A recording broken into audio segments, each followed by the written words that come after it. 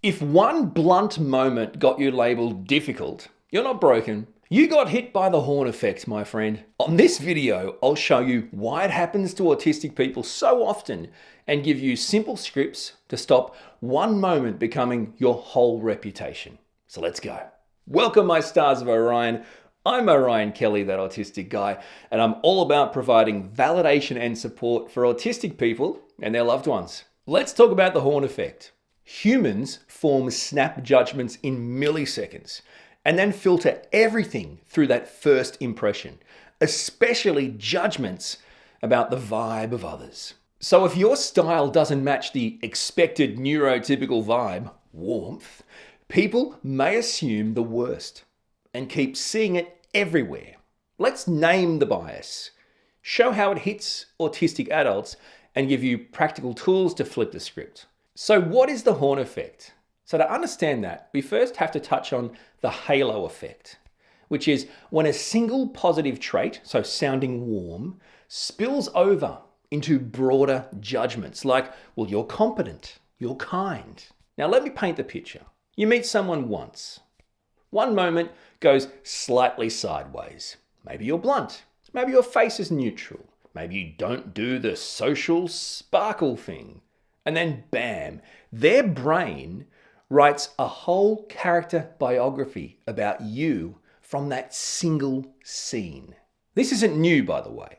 In a classic MIT-hosted paper back in 1920, psychologist Edward Thorndike found that when people rated others, one standout trait leaked into every other judgment. If they liked one thing, suddenly everything about that person looked good. If one thing felt off, everything else got marked down too. That spillover is the halo effect, and its evil twin is the horn effect. So the horn effect is basically one negative impression becoming the lens you're trapped in forever. You don't get evaluated anymore. You get evaluated consistently through that first judgmental label. Autistic people relate. Hard relate. And here's the scary part. You don't even get a chance to explain yourself before the judgment lands. So Princeton researchers Willis and Todorov showed people make trait judgments after just 100 milliseconds. That's a tenth of a second. That's a sneeze. And in their experiments, giving people longer to look didn't really change their impression.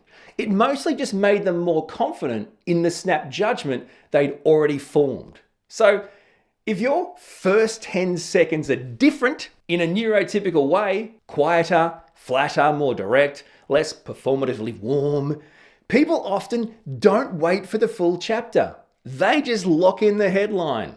So why is the horn effect so brutal for autistic adults? Well, most people don't judge you on skill first. They judge you on your vibe. The stereotype content model from Susan Fisk and colleagues found that humans sort others on two big axes. Okay, so warmth, are you safe, are you good? And competence, are you capable?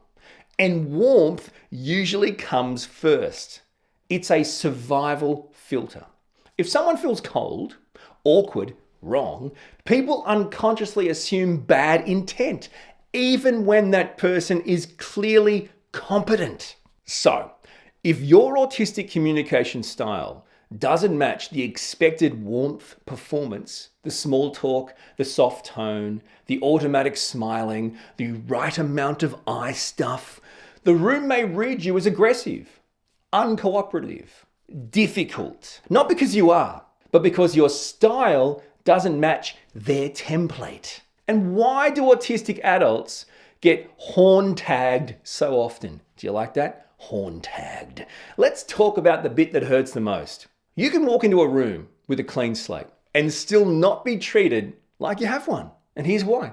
A lot of neurotypical people are making judgments about us as autistic people from what researchers call thin slices. In other words, tiny snapshots of behavior. And in those tiny snapshots, autistic communication can look different in ways neurotypical brains misread fast. A study led by Sasson found that when non-autistic observers watched just a few seconds of autistic social behavior, they formed more negative first impressions and were less willing to interact. And those judgments didn't really improve with more exposure to the autistic person. So it's not that you're doing something wrong. It's that others are running a completely biased filter at a super high speed. And this is where I want to name something important for my stars of Orion. Misunderstanding isn't one way. So Damien Milton's double empathy problem explains that autistic and non-autistic people often misread each other because we're using different social languages. So it's a mismatch between neurotypes, not a defect living inside you. So when your neutral face gets stamped as rude, or your directness becomes aggression, that's the horn effect landing on top of a neurotype mismatch. See, you're getting judged for style as if it was your intent. But how about this? In simulated job interviews published through Liebert's Autism in Adulthood, autistic candidates were consistently scored as less employable than non-autistic candidates from the very first impression, even when their answers were of the same quality. And while disclosing an autism diagnosis sometimes softened the ratings, it actually didn't reliably erase the snap judgment bias or fully level the playing field. So the horn effect can still cling to us in job interviews long after we've proven we're actually competent. And disclosing or not disclosing doesn't actually help because you're still going in and being autistic. So what can we do to survive, and at what cost? As autistic people, most of us learn a strategy early. If I can't control their bias, I'll control myself. So we mask, we rehearse, we soften, we laugh at the right moment, we force eye contact. We become a walking customer service version of ourselves. Not that we do well at this, we still fail at this, but we're constantly trying to do this. Autistic adults describe masking as a social survival skill. But Hull and colleagues found it also exhausting, linked to stress, reduced well-being, and a sense of losing who you are. And it gets darker. A molecular autism study by Cassidy found camouflaging was one of the predictors of suicidality in autistic adults. Let that sink in with you for a second, my friend. The effort to avoid being misjudged can become a mental health risk. So no, this video is not about teaching you to perform neurotypical warmth harder. It's about translation, protection, and reducing unfair penalties. So how to flip the horn effect? All right, we don't fight a bias by being nicer. We fight it by setting the frame early and making intent visible. Number one, set the frame before they invent the wrong story. Think of this like giving people the subtitles before the movie starts. A self-script could be like in meetings or hanging out for the first time. Just a heads up, I'm naturally direct because clarity helps me think. If I sound brief, I'm focused, not upset. Now this sentence does two things. It stops the horn effect from writing your biography, and it separates intent from delivery. And two, give them a repair path, because even good people can misread us. So a self-script, let's say your tone lands wrong. I hear that sounded sharp to you. My goal was precision. So let me re-say it more clearly. You're not apologizing for being autistic. You're just repairing the interpretation. Yes, again, we're doing all the work. 3, design out first impression bias in high stakes places. So if the horn effect hits hardest in interviews or performance settings, we don't train autistic people to interview better. We fix the interview. We fix the process. A 2020 study by Morass and colleagues showed employment experts rated autistic candidates worse in typical interviews. But when questions were adapted, in other words, clearer, more structured, autistic performance and ratings improved, narrowing the gap. Now, That is bias being reduced by better design. And newer work keeps showing the same pattern. Negative impressions often come from para and non-verbal expectations than content. Potential accommodations. What could you do? Provide, in the workplace, agendas in advance. Written questions where possible. Processing time.